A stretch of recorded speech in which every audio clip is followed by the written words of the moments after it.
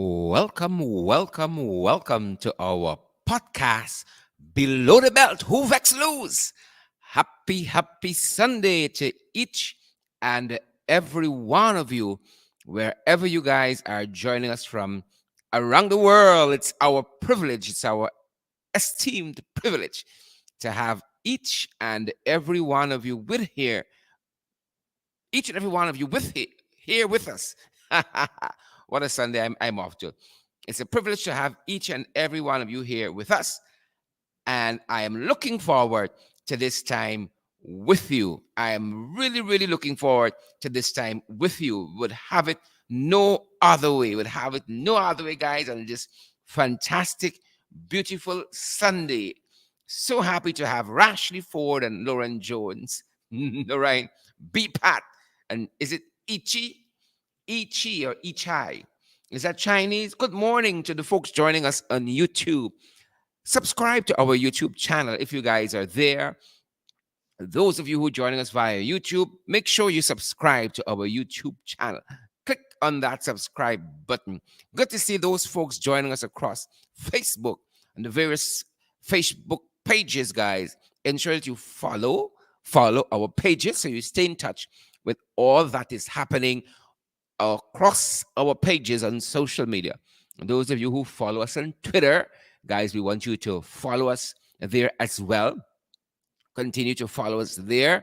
Make sure you're following our Twitter pages as well, guys, so you are in touch and you are your hands on the pulse of all that's happening. Folks, it's a fantastic Sunday in the national capital city of Georgetown, where we host our international podcast from. We are so privileged and so delighted to see each and every one of you guys. We are so privileged to be here with you guys and to spend this time on this Sunday with you folks. We would have it no other way. We would prefer it no other way. We would rather it no other way. We love having you guys here. Good to see you. Is it Cameron, Augustus, and Abiola, Washington, Director David Abiola, Washington. Did I say Abiola, Washington? Good to have all you fantastic folks. Brenda Braffett, Amos Linton, Lennox Anderson, Ravi, is it Dirup? Ravi Dirup. Good to see you, Ravi, joining the live program today.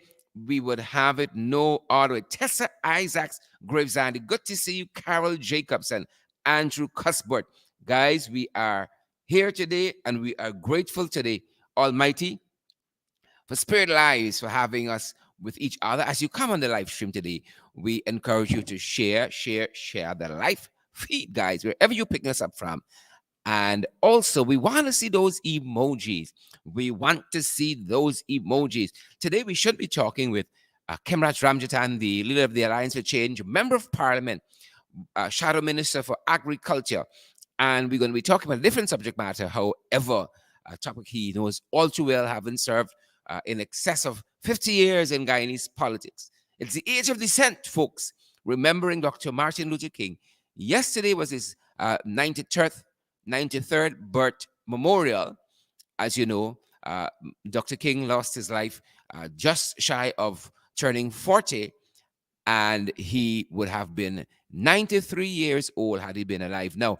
And tomorrow, guys, tomorrow is Martin Luther King Day. It's a day that is celebrated, I know, in a very big way in the United States of America. It's a day of service, and it has begun to take on an international complexion more and more as Dr. King's principles that he stood for are of a human nature, human rights, and dignity, and all of those other things, things that should be part of any democratic system, any progressive system. And so we're going to be reflecting on his life and time, what we can learn in these many years later. The age of dissent. We have a right to speak against power that we think is installed, power that we think is acting corrupt. We have a right to do that. We have a right to stand against power and authority that is only in its own interest. Folks, this is the age of dissent, and it's not just in Guyana. People just ain't taking nonsense anymore. Who vex? Don Barnes, who vex? People ain't taking nonsense anymore. It is the age of dissent. And this is start now. It's a couple of years now, starting perhaps with the Arab Spring. You all remember that? Places like Tunisia and so on, who began to speak against their repressive regime. We had our own Arab Spring here. We had our own Arab Spring here, and it's continuing. And so we're going to examine the life and times of Reverend Dr. Martin Luther King, the age of dissent. And as I said, we should be joined by Leader of the Alliance for Change, Member of Parliament, Shadow Minister for Agriculture, Kemraj Ramjattan. He should be joining us. I hope he does, because he has the kind of institutional knowledge, Karen Thorne and Dora David, when we're looking at these issues, to see where we're coming from and using all that experience to give us a good sense, a good barometer of where we are heading. Look, folks, we ain't got to reinvent the wheel here, you know. We don't have to reinvent the wheel here. All right? We don't have to reinvent the wheel here. We got to sit down, we got to speak to each other, and we got to move this country forward positively. You and I know it's not heading in a right direction. Rita Singh and Marlon King, Karen Thorne, Sherry-Ann Baird, Vanessa Wardeen. It's not going in the right direction. And we have an opportunity to sit down and put things in order. You know, we were talking on some of our programs yesterday. Look at the cleanup activity. You know, this administration talks one thing, but does something totally different. They talk, but they can't walk the walk. You're talking about one Guyana, and you come to clean up the city where the main city council, the municipality, has jurisdiction, and you boycott them. You go around them to get your photo ops, right? To check off a box on a list. And you claim in one Guyana. Well, it's not one Guyana, folks. It's a good ideal. It's a good ideal. It's good intentions. Right? But they say the road to hell is paved with good intentions. Good intentions, but you're going about it the wrong way. In a way that is total opposite to the intention that you want, to the outcome that you want. And we got to look at that, and we got to call it for what it is. If our biggest challenge today is being called jagabat and trench crap, we in problems. And yesterday we began examining, the life and times of Martin Luther King. We said just yesterday was his 93rd birth memorial. Had he been alive, he would have been 93 yesterday. You know the names Dr. King was called in his time? If you stop and you answer everybody that called you some name, how are you going to achieve your purpose? How are you going to achieve your purpose in this life? Shem Jadunandan, Yonet, Ann Smith, Undan, Anjun Underwood, Yvonne McPherson. Happy Sunday to all of you. How are we going to achieve your purpose? But Dr. King was resolute on what he wanted to accomplish in his society. And some of us got to be like that. Some of us got to insist that the installed powers that be, installed or otherwise, you have to sit down and you got to speak to the other side. Can you imagine if the PPPC had won an election like Mia Mottley, Prime Minister of Barbados, won in 2018? A sweeping victory of all 30 seats in their legislature. Could you imagine if they had such a mandate? According to what GCOM produced, and we know we got lots of asterisks over that. It in question mark, it in red, it in bold, and it underlined. Lots of question with the results produced there. But let us, for argument's sake, let us say that is what is the status quo. It obtains. It's barely win. One seat majority, barely scraping. If you want to take that as factual, it's a barely scrape, and you operating as though you win everything. And even in a society like that, that is the kind of problems we are having right now, because the people are saying you need an opposition. And Mia is approaching dictatorship status right now. Right now, that is the fear in Barbados. That is the fear. And so you are seeing a lot of pushback against the government by Mia Motley. Perhaps got some good intentions too, but going about a lot of things the wrong way. And people have a right to dissent. People have a right to dissent. But folks here got thin skin. Some of them in politics long, but the skin still thin. They gotta seek medical help, you know. They gotta seek medical help. In politics, long. And the skin thin. I know what is even more surprising. These are the folks. They like call people name. They can go on social media, on television, and they can say the most hurtful things about you. And when their turn come, no, they can't take it. They can't take it. When their turn come, they can walk up every court step for you. When their turn come, they out here balling up. Can't take it. Cannot take it. So guys, we're so grateful to all of you who be joining us today, who are joining us today, folks. We are so grateful for all of you. We are going to be examining the life and times of Dr. Martin Luther King. And we'd have today no other way, guys. It's a somber day for reflection on the life of such a man. It's a very, very somber day for reflection. Guys, how are things where you are? The weather at our end, you know, those folks who are in Canada and USA and other countries that it's snowing, or some parts of those countries that it's snowing, you're listening to us right now. You know, you're in our thoughts, guys. You're in our thoughts. We know it's going. A lot of snow in some places. At our end in the tropics here in South America, where we're suspended, it's 28 degrees outside. 28 degrees. It's just the right weather to be out. 28 degrees outside, and weather.com is telling us there's a 34% chance it's going to rain. 34% chance it's going to rain. It's beautiful weather. We trust that things are even better where you guys are. Sharon Griffith and St. Romain Adams, Cameron Augustus, Pamela Douglas, Andrew Cuthbert, June Daniels, McKinnon, and all you other fantastic folks. June says it's cold in New York.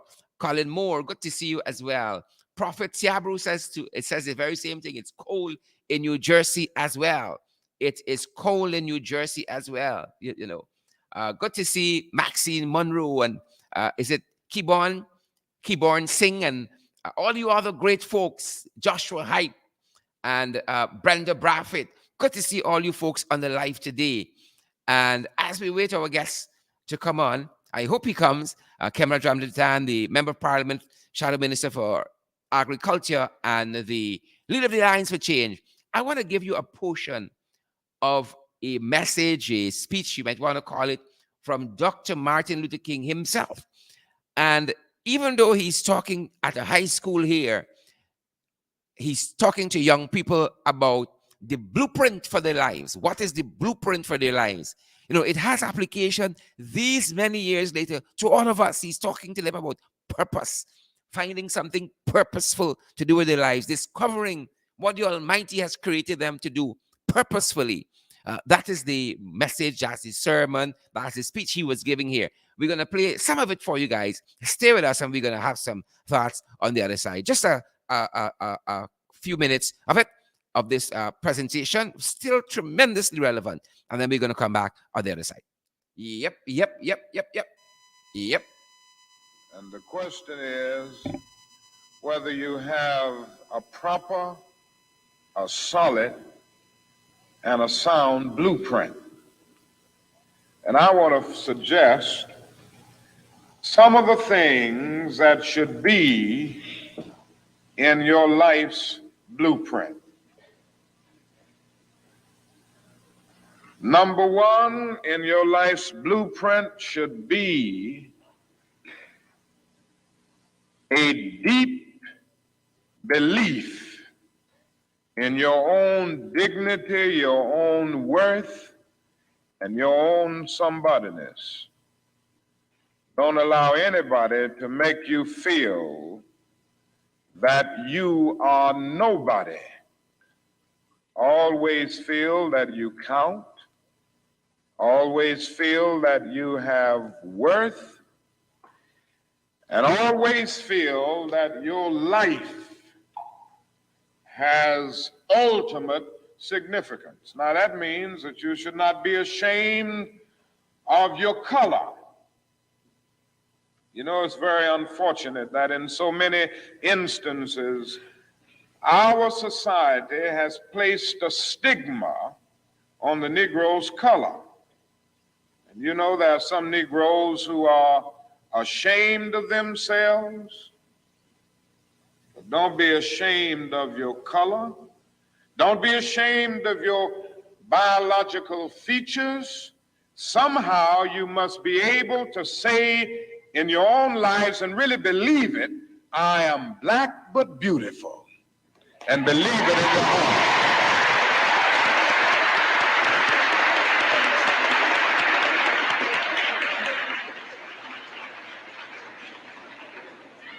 And therefore you need not be lured into purchasing cosmetics advertised to make you lighter. Neither do you need to process your hair to make it appear straight. I have good hair, and it is as good as anybody else's hair in the world. And we've got to believe that.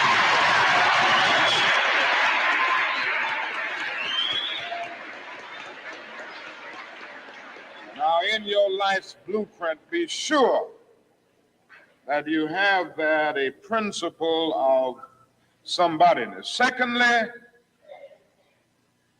in your life's blueprint, you must have as a basic principle the determination to achieve excellence in your various fields of endeavor. You're going to be deciding as the days and the years unfold what you will do in life, what your life's work will be. And once you discover what it will be, set out to do it and to do it well. And I say to you, my young friends, that doors are opening to each of you. Doors of opportunity are opening to each of you that were not open to your mothers and to your fathers. And the great challenge facing you is to be ready to enter these doors as they open. Ralph Waldo Emerson, the great essayist, said in a lecture back in 1871 that if a man can write a better book or preach a better sermon or make a better mousetrap than his neighbor, even if he builds his house in the woods, the world will make a beaten path to his door. That hadn't always been true, but it will become increasingly true. And so I would urge you to study hard, to burn the midnight oil. I would say to you, don't drop out of school, and I understand all of the sociological reasons why we often drop out of school. But I urge you, in spite of your economic plight, in spite of the situation that you are forced to live so often with intolerable conditions, stay in school. And when you discover what you're going to be in life, set out to do it as if God Almighty called you at this particular moment in history to do it. And just don't set out to do a good Negro job, but do a good job that anybody could do.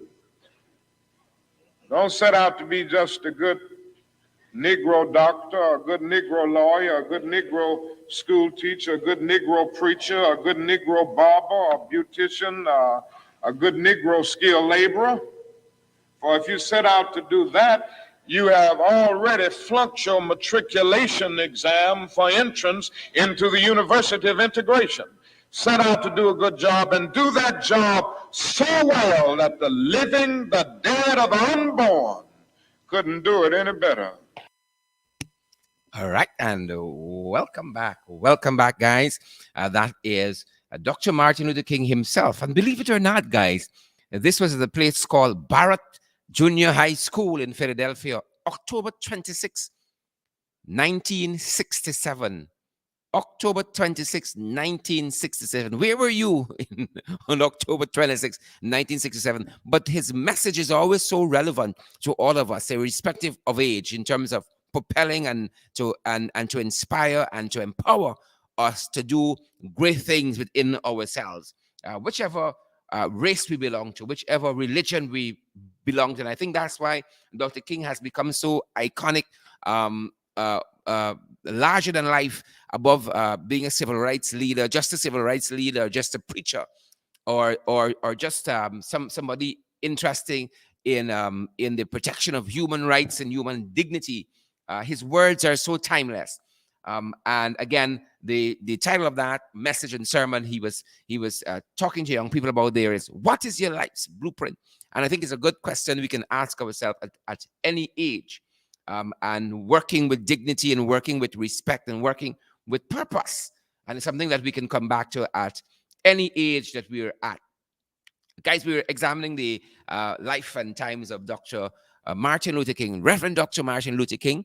Tomorrow is Martin Luther King's day, and yesterday was his 93rd birth memorial. Had he lived, he would have been 93 yesterday. And what a life, you know. He's been dead longer than he lived. He was just under 40 when he met his untimely death. He was assassinated. He was murdered, for his beliefs, because he had a dissenting view during the time in which he lived. He went against the policies of racial segregation. He went against the taking away of people's civil liberties. He went against the war in Vietnam.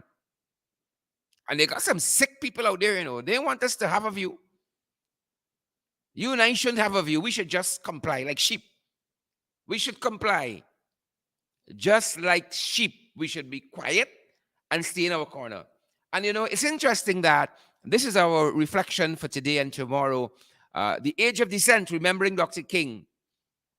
And our attention was drawn just today, to a letter in the daily papers, in which a teacher in the school system, right here, this is 2022, not 1967, 2022, and a teacher in the school system says, I am not allowed to give my opinion / suggestion about my school's mundane issues.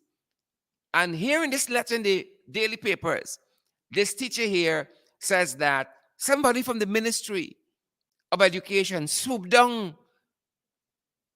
at her school and embarrassed her in front of her colleagues. Why? Because she had a dissenting view. Not on the governance, not on politics, not on political parties, on some mundane, what she called mundane school issues. She expressed them in a WhatsApp group, in a letter to the HM, expressed them to colleagues of hers in the teaching fraternity and noble fraternity. She expressed some dissenting views. And she says here she was embarrassed in front of her colleagues. In the final letter of her paragraph, of the final paragraph of her letter, she says, can you believe that all teachers are required to be in school during a pandemic? Yet we haven't even received a mask for 2022 from the education officials. We are supposed to wear these at all times, every day. Right? She says she hasn't received any masks from the authorities, but she's supposed to wear them at all times and every day.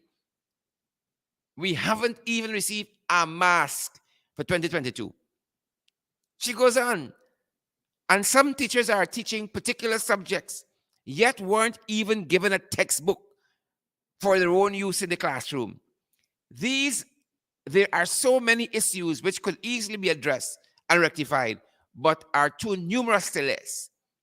If teachers don't speak up, how are the ones with power and authority going to know what needs to be improved? Then again, it seems like the ones with authority do not want any speaking but silence. Sheep. And yes, people. That's how the teacher ends this letter to the editor. She offered some suggestions for the improvement of education delivery at her school, in the school WhatsApp group, in a letter to the head teacher, and a ministry official, according to the teacher, swooped down, berated her in front of her colleagues, hauled her into a meeting with the HM and other teachers, inquired into her personal, private life.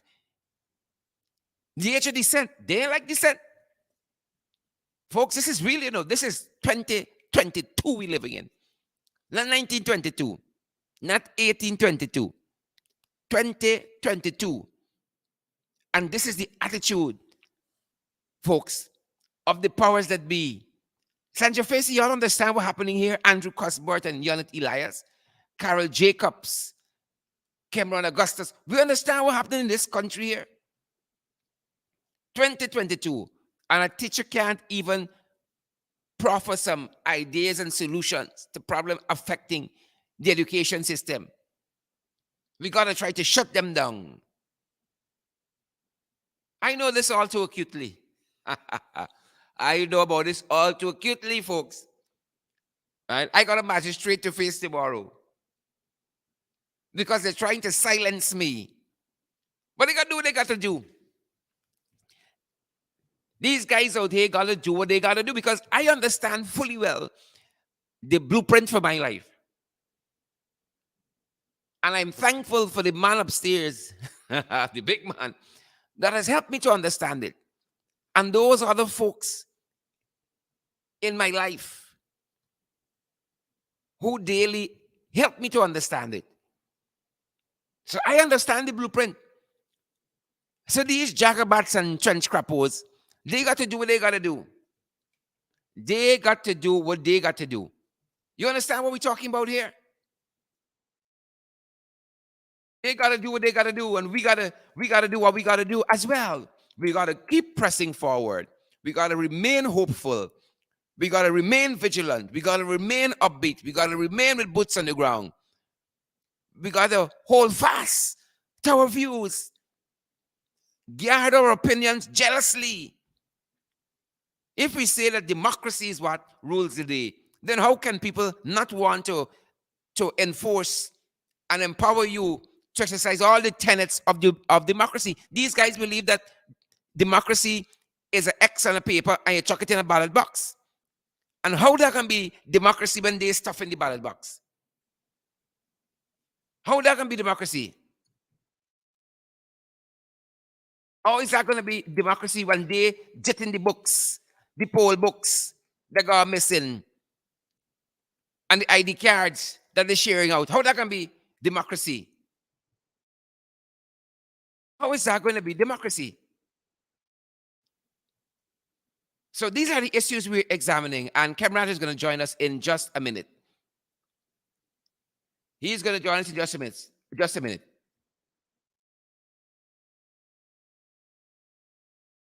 How is that going to be democracy? Democracy has to be wider than that. Has to be broader than that. Has to be deeper than that.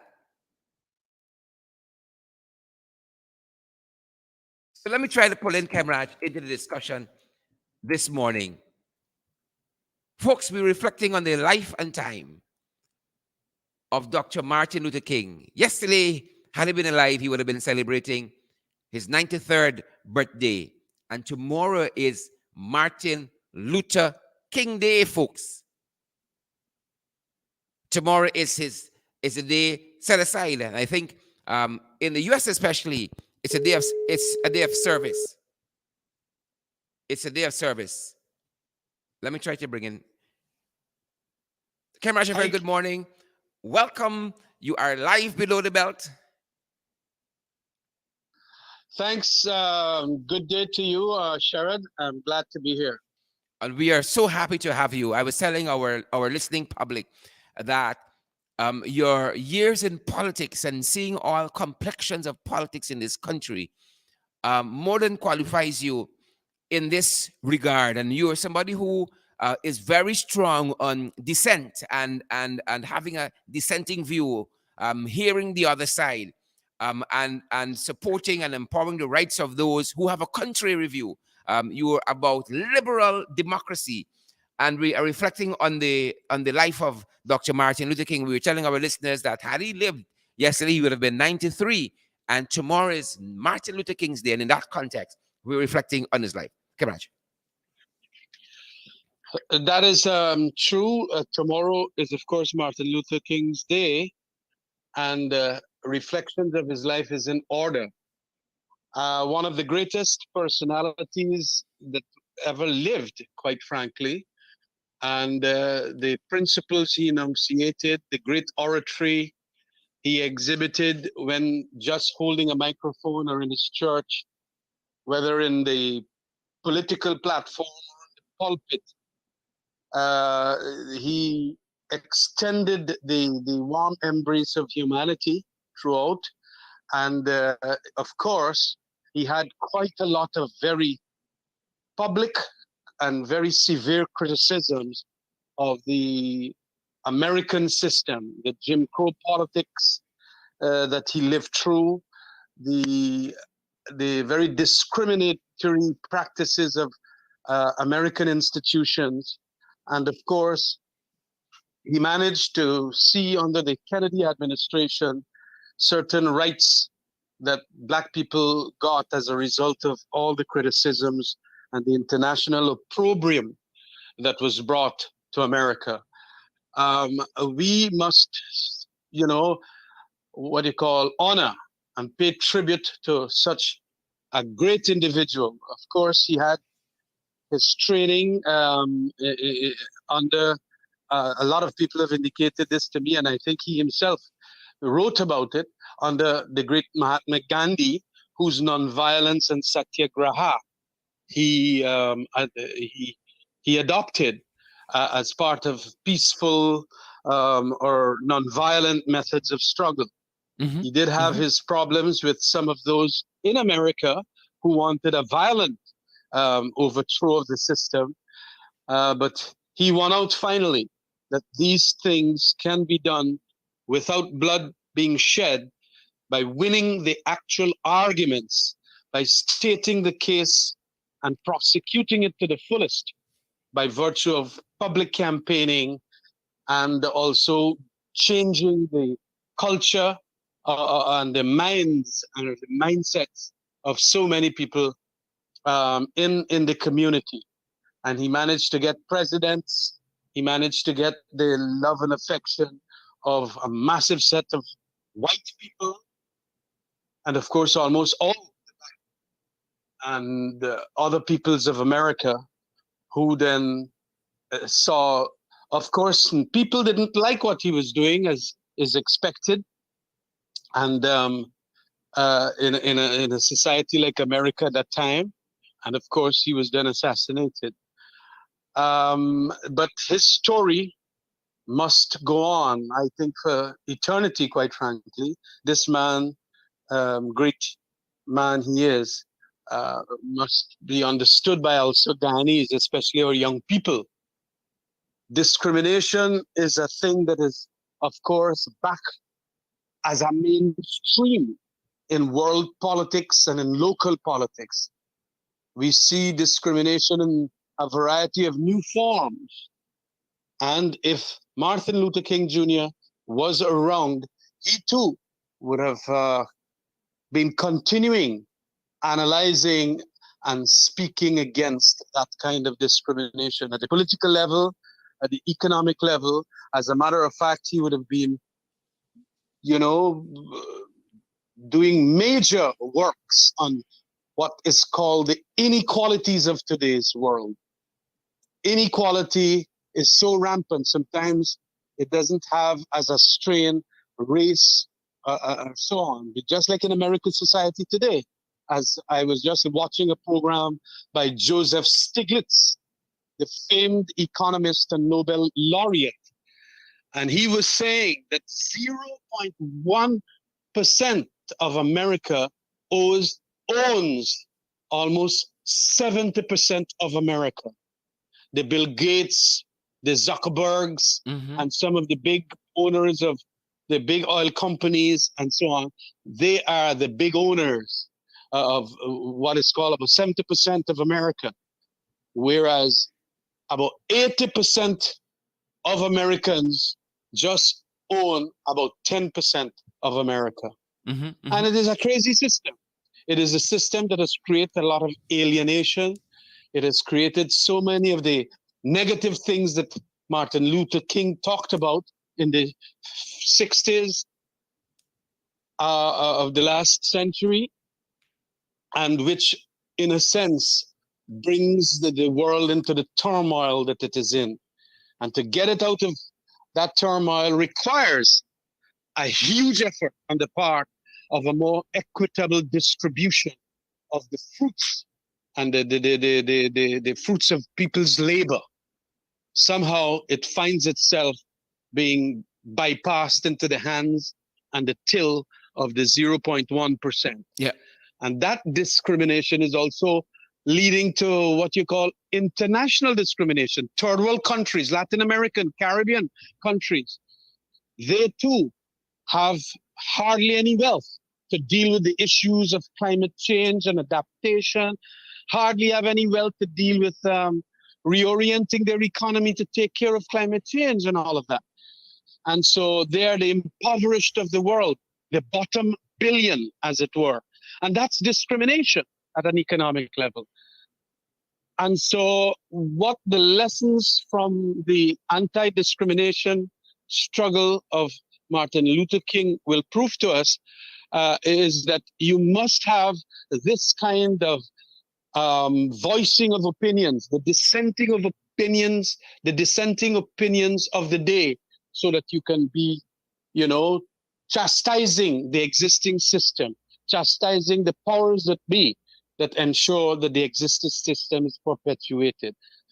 And so if it is one big lesson that we must all take away from Martin Luther King, is that we must be very severe and scrupulous in our scrutiny of the system that we exist in and to speak out against it.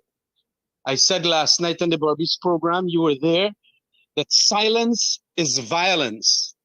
The minute you just keep your mouth shut, or if you feel shy or shame not to speak the truth about what is happening around you, because let's say you're supporting the party in government or you're supporting an ideological position, knowing very well that that party or ideological position is creating huge problems, impoverishing, immiserizing the population. You have to still stand up and speak out. And I think that is the great lesson of Martin Luther King. Cabral, part of what you said there, it's winning the argument. And I want to underscore that. Winning the argument against your opponent, politically or otherwise. But, some regimes in politics, Myanmar and other places, believe to win the arguments, you got to kill your opponents, like Crummy Wing was killed. You got to silence your opponents by imprisoning them the way Mark Benchcup was imprisoned here. You got to win the argument by disrupting their lives, like bringing some trump up charge because you don't like them calling your names. That's how you win the argument. But that is not how Martin Luther King won the argument of his day. No, well, that is correct. You have gotten it on the button there. The authorities of the day that want to be dictatorial will read from the dictator's handbook. And one such rule in that handbook is stifle opposing views. Dissent must be persecuted. Dissenters must be persecuted. And we have to have the arguments being made as to why it is a bad thing to begin with and then also to prove to the larger electorate, to prove to the larger public that it is in their interest that dissenting voices be heard and be given a vent, especially in the press, in social media now, in the TV station, and so on. Because in a democracy, which is but a vying of different opinions, the opinion of the authoritarian and dictator must not predominate. There must be a preponderance of views from all quarters, especially the quarters that are you least expect, because the best of ideas sometimes come from those strange quarters, and we must not, seek to shut out the estranged because you feel that it is, a little out of place, whatever it is. But that is how the world has developed. A lot of people initially had felt that, we are the center of the universe. Then Galileo came out after his scientific studies and all of that, the sun is there. And then so many other things, the world is flat. And then, of course, people came out and said, no, it's wrong. I mean, so many things have occurred as a result of questioning the existing reality at the time. And the existing reality right now is that this world, which is, by the way, have progressed over the last 50 years so tremendously, the progress is not being shared by so many people. And that is what we would like to remember the call from Martin Luther King. Dissent is important. It brings out the sunshine into corruption, the sunshine into discrimination, bad political policies, and so on. And so we have to win the argument too, to show people that, look, the reasons why we are asking for change are these reasons. The great Karl Marx, I mean, a lot of people are critical of him now and talk a lot of nonsense, but the Titanic scholar that he was said that we must not only see what the problems is. The problems are, sorry. What we must do is also change it. Change is what we have to do. So it is not just to deal with what is the reality and force that reality upon people. If the reality is disadvantageous to masses, we must change it to ensure that the masses enjoy and comfort. And to that extent, then, that was basically the message. The point is not to just reflect on what the world is, but to change it, and change it in a non-violent manner by winning the argument. And the argument is easily winnable by those who can do the studies, and us who can then read those studies and get along. I mean, this is important for Guyana. This is important for the region and things like that, the CARICOM as it is, and of course the larger international world. We have to pay attention to the big issues. The big issues being inequality, the big issues being climate change, nuclear proliferation, and so many of the big issues of the day can be resolved by ensuring that the argument as to why they're wrong or what is the right method to ensure that we live this more prosperous, comfortable lives with ameliorated circumstances for the larger set of people. And that is what we have to do. Win the argument. Argue and win the argument. Fantastic, Kimraj. I just want to share with our listeners some of the sayings and quotes, some of the salient points pulled from some of his speeches over the years. Dr. Martin Luther King says that our lives begin to end the day we become silent about things that matter. The ultimate measure of a man is not where he stands in moments of comfort and convenience, but where he stands in times of challenge and controversy. He says, we must build dikes of courage to hold back the flood of fear. Let us not seek to satisfy our thirst for freedom by drinking from the cup of bitterness and hatred. He says that in some not too distant tomorrow, the radiant stars of love and brotherhood will shine over great nation with all their scintillating beauty. We shall match your capacity to inflict suffering by our capacity to endure suffering. We will meet your physical force with soul force. Do to us what you will, and we will continue to love you. He believed in this power of love to overcome evil. He goes on to say in some other quotations, the hottest place in hell is reserved for those who remain neutral in times of great moral conflict. A genuine leader is not a searcher of consensus, but a molder of consensus. I am not interested in power for power's sake, but I'm interested in power that is moral, that is right, that is good. And this one is of world renown. Finally, the moral arc of the universe is long, but it bends towards justice. Just a couple of the... That was Yep. no the power of his oratory, the capacity to find the correct words, also is something that we should study. This great leader of American public and the world, right? It's not only America. Um, Inspired language came as a result of his wealth of reading. And that is one of the things that I have been asking our younger people to do in Guyana, at the AFC level, even at the PYO level. When I was leader of the PYO there, whilst at Freedom House, it was always a message that, and we learned it from Chetty Jagan and all the other Jagans and so on, Janet and so and Burnham, of course, one of the best speakers in the world, quite frankly, is that you have to read and you have to understand the classics. You have to do so many things. But we live now in a Twitter world. One tweet, a couple words in a sentence or two sentences, and we feel that is language. Now, a Twitter world is not going to have the beauty and the conciseness of the message, the direct messages like he had, with such magnificent language around it and surrounding it. This is the greatness of what reading does.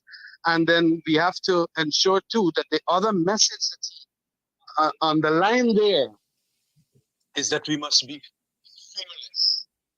Because fear is the key. The powers that be know how to drill a society into regimentation of belief, into regimentation of behavior, accept them, notwithstanding the trust that they do. And so we have to be fearless in ensuring how we interpret the world and how we change the world. And I think that is the important point. Fearlessness, again, it is a quality that he possessed in abundance. Yeah. And the death didn't, he knew that so many people hated him, the rednecks of America and the white supremacists and all of that. And that at some stage he could always get a bullet, or he could always be assassinated in some quarters and so on. But it was fearlessness that kept him going, and it was fearlessness that inspired him to come up with those beautiful language, almost like poetry, when he wrote and when he spoke. Yep.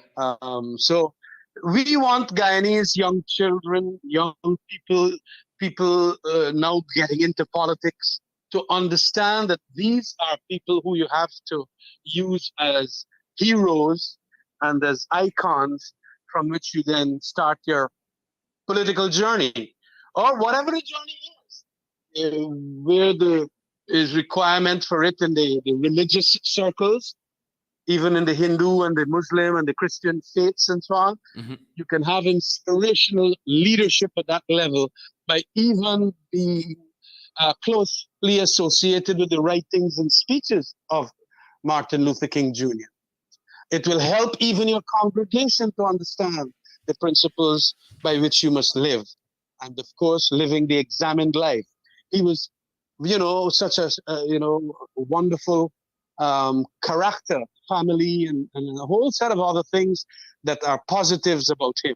And these are the things that we want to do. But I know that you have made some quotes there. Fearlessness and the beautiful language points are two of the other attributes that we must pay homage to this great Yep. man.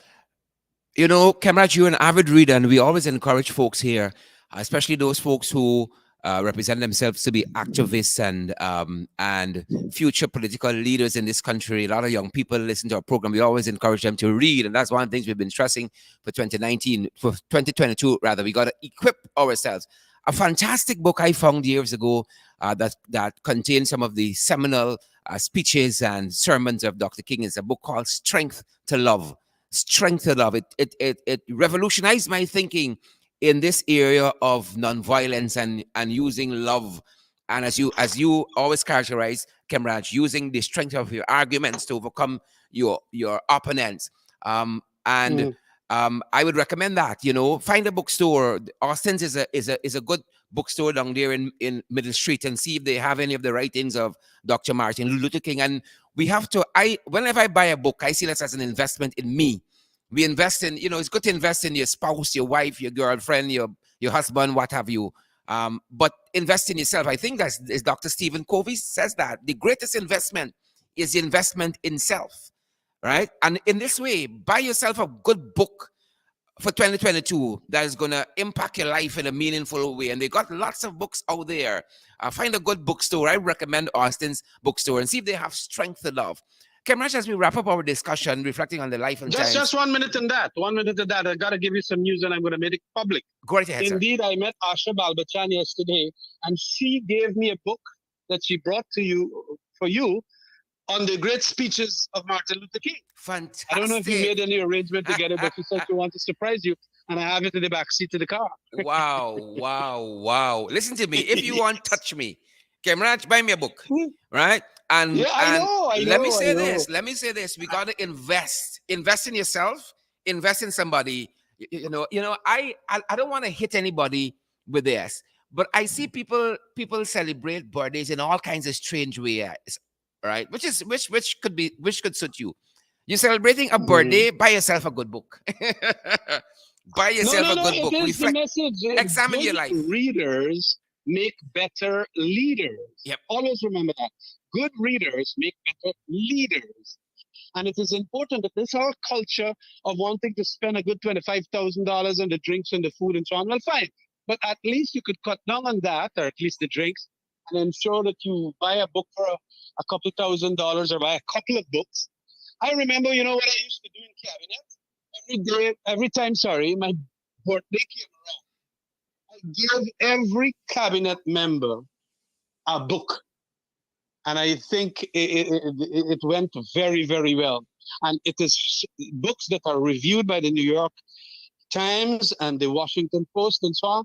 And then I buy, how much? It's about 25 copies, and I shared it around with the cabinet members. Good books. Buy yourself a good book. Yep. It was just fantastic. The last, of course, that I gave was Collaborating with the Enemy. This is an important book that dealt with some of the principles also came from Martin Luther King by the author Kahan. Kahan is the name of the author. And it said that, look, if you want a society to move forward, you also have to, notwithstanding you might be in opposition to them, like we are in opposition to the PB government, there are times we have to collaborate. And on issues that are fundamental and core issues, there is need for that, for moving a democracy forward. And I believe in a number of the things the writer wrote there, and it could still be applicable very much to Ghana, notwithstanding the polarized nature of our politics. But the essence of my message is that, yes, buy books. Buy good books, too. And the good books are the ones that are generally analyzed in critical reviews and peer reviews and so on. Right now, when you call me, I was reading, they did a brand new one from a very important Pulitzer Prize winner, Daniel Yergin, The New Map, Energy, Climate, and the Clash of Nations. Very, very important, because these books tell you what's happening in the world. These are authors of tremendous quality and the people who Yep. can explain concepts Yep. at a very, very simplified level. And it helps And when it's people and it's read understanding the to world in this understand those way, things. Kamraj, is understanding the world in this way that helps us to win the argument. Um, eventually. Absolutely, Um, absolutely. we were Because talking. if you don't understand it, you're not going to get. And as a lawyer, I want to say that when we go to the court, we get our authorities on our side. Authorities meaning the cases. You know a little about that, or plenty of that, because you have your law degree. But when it comes to politics, when it comes to economics, these are the authorities. The Jurgens, the Stiglitz, the Jeffrey Sachs, and Yeah. economics. Yeah. And and that is why we have to read these people as political leaders. We have to. And that is a remark that I would really like everyone out there listening to us to appreciate.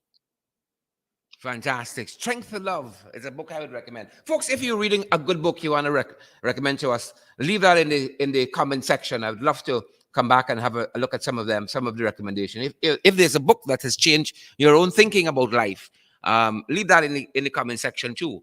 We'd love to come back at some time and have a look at them and maybe make some recommendations of our own. Kamraj, I want to thank you for spending this time with me today. I know you have a busy Sunday and you like to, not necessarily busy in terms of activity, but sometimes it's just sitting still and reading, catching up on your own reading. Oh, yeah. Oh, no. That is native too, I have found more and more as you get older and so on, and the activism will lessen as to where you go on a Sunday, because in earlier days you make sure that you go meet some people in West Demerara or Blackbush on a Sunday. The COVID has ensured that you're now at home, but whilst at home, what do?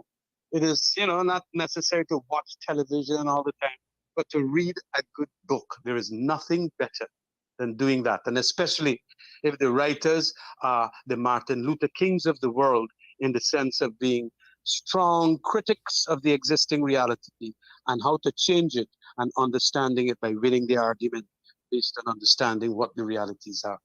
So thanks very much for allowing me to at least make some statements and utterances in relation to the tribute to Martin Luther King. Thanks very much and have a good day. Thanks for joining us. Kamraj Ramjattan, leader of the Alliance for Change, Member of Parliament, Shadow Minister for Agriculture. Thank you, Kamraj. It's always an education. Thank you so much. Bye-bye. And thank you guys for being here with us as we examine the life of Dr. Martin Luther King. Today, in the age of dissent, folks, somebody sent me some newspapers the other day from Barbados, the Barbados Today newspaper, and I was so elated. For me, that's my own thing. It's not about, huge fancy gifts and so on. And I always ask folks, if you're coming from somewhere to Guyana, bring me a newspaper from wherever you are in the world. If it's a little community newspaper, picked up the Hartford Courant in Connecticut last November, and a Times magazine a Times newspaper as I was coming through JFK. Folks, you're coming from somewhere. Bring me a newspaper. There's so much happening in the world. So much happening in the world. People do things differently. They respond to issues and situations differently. And I like to keep up to date as to what is happening. You're coming from some part of the world. Bring us a newspaper that can help us afar. So I want to say thanks to that woman, Deborah, who sent us. I hope I have the name right. Who sent me those three Barbados Today. That's the name of the papers. One of the major papers there in Barbados sent me those three papers. I felt that in my spine. That really touched me. Out of the blues, I got a call. My mother sent some newspapers for you. Come and pick them up, and she even sent a small piece too. Folks, we're in uncharted territories here. Tomorrow, I'm going to court very early tomorrow morning. Guys, I covet your prayers.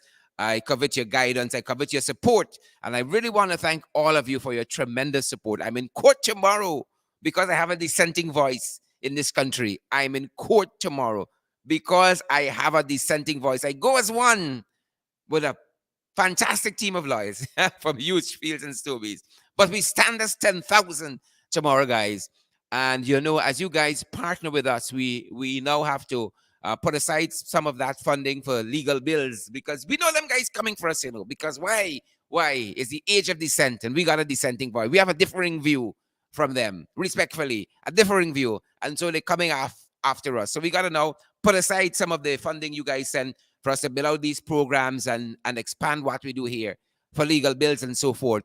And we want to thank you guys for partnering with us, for allowing us to do what we do out front on your behalf. We come as one, we come as two, we come as three and four and five in that courtroom tomorrow, but we stand as 10,000 because we stand on your behalf. It is your dissenting view they're trying to quiet, because if they quiet us down, they quiet you down too.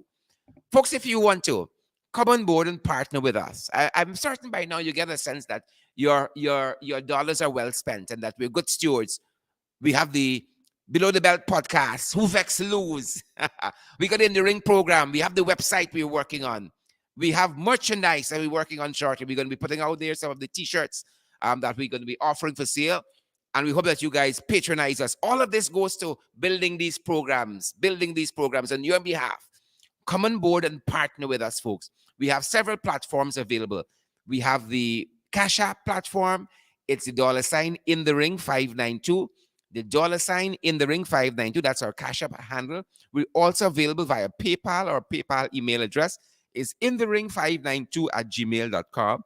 Inthering592@gmail.com. We're available via the MMG app, the MMG platform that is similar to the Cash App. That is the Guyanese system, the Guyanese platform, the Guyanese app.